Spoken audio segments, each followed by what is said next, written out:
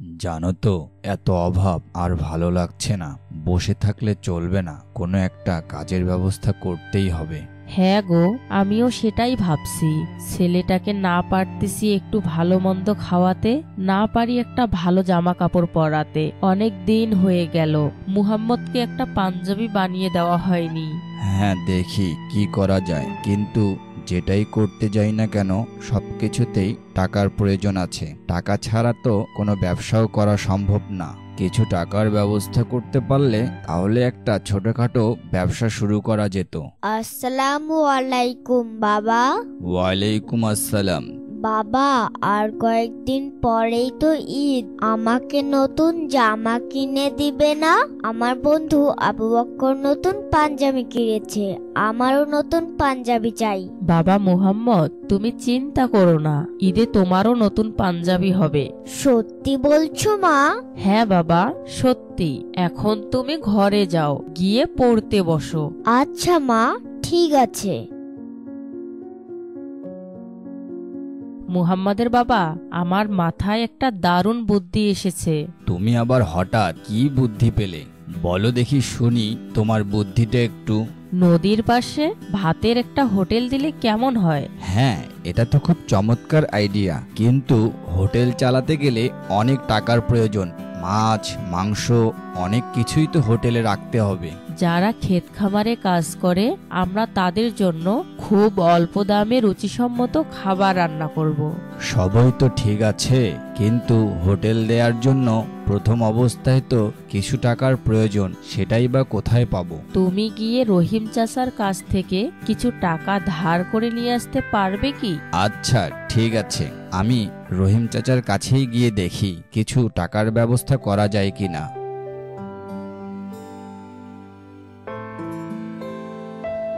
আসসালামু আলাইকুম চাচা।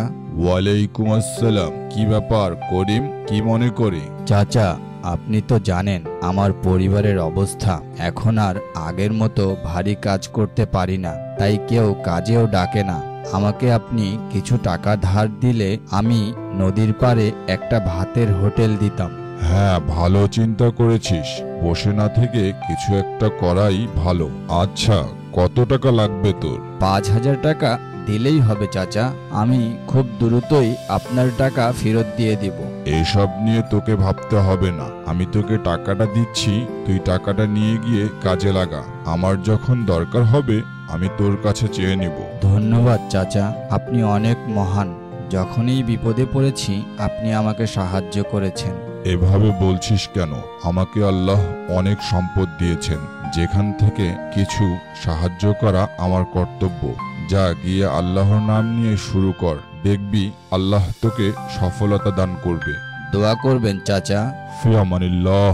এই বলে আব্দুল করিম সেখান থেকে চলে যায় আর দোকান বানানোর কাজ শুরু করে। দোকান বানানো শেষ, মা রান্না করছে।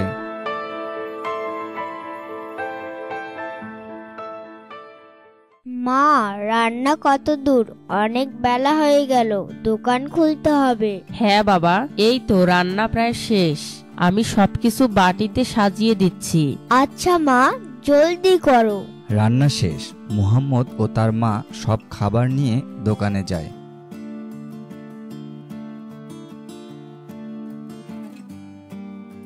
অনেকক্ষণ পর মুহাম্মদের মা, শুনছো, বিকেল গড়িয়ে সন্ধ্যা নেমে এলো, একজন মানুষও তো খেতে এলো না, এখন কি হবে?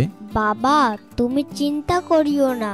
আজ না হলে কি হবে, কাল ঠিকই আমাদের দোকানে অনেকেই খেতে আসবে। কিন্তু বাবা, আজকের খাবারগুলো তো নষ্ট হয়ে যাবে। আচ্ছা বাবা, আমরা একটা কাজ করতে পারি না?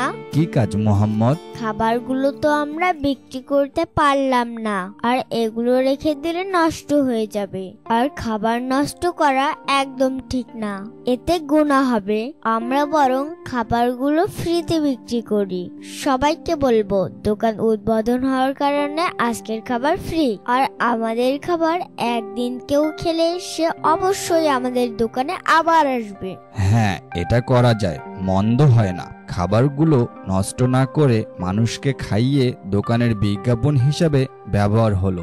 আসুন আসুন আসুন, আজ আমাদের দোকানের প্রথম দিন উপলক্ষে সকল খাবার ফ্রি। আসুন আসুন আসুন। ফিরির কথা শুনে কিছুক্ষণের মধ্যে মুহাম্মদের দোকান লোক দিয়ে ভরে যায় আর সবাই তৃপ্তি সহকারে খেতে থাকে। করিম ভাই, জীবনে অনেক দামি দামি খাবার খেয়েছি, কিন্তু আজ আপনার দোকানের বিভিন্ন রকমের ভাজি, ভর্তা, ডাল এর এই রকম স্বাদ আমি কখনো পাইনি। ধন্যবাদ ভাই, আপনারা যদি সবসময় আসেন তাহলে আরো অনুপ্রেরণা পাবো। অবশ্যই, এখন থেকে শুধু আপনার দোকান, এত সুন্দর রান্নার স্বাদ মিস করা যাবে না। সবাই খাবারের অনেক প্রশংসা করে।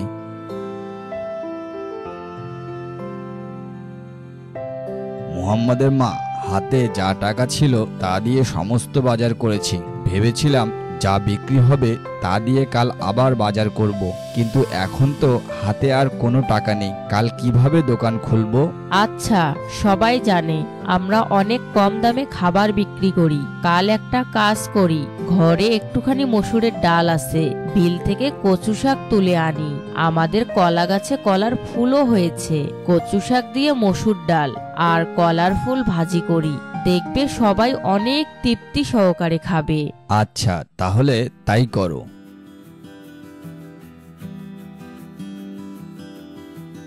মুহাম্মদের মা কচু শাক তুলে এনে রান্না বসিয়ে দেয়।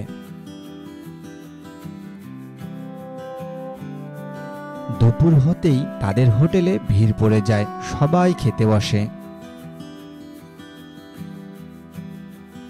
ভাই, আপনার হোটেলের এই চমকপ্রদ খাবারগুলো কিভাবে রান্না করেন? অনেক সুস্বাদু।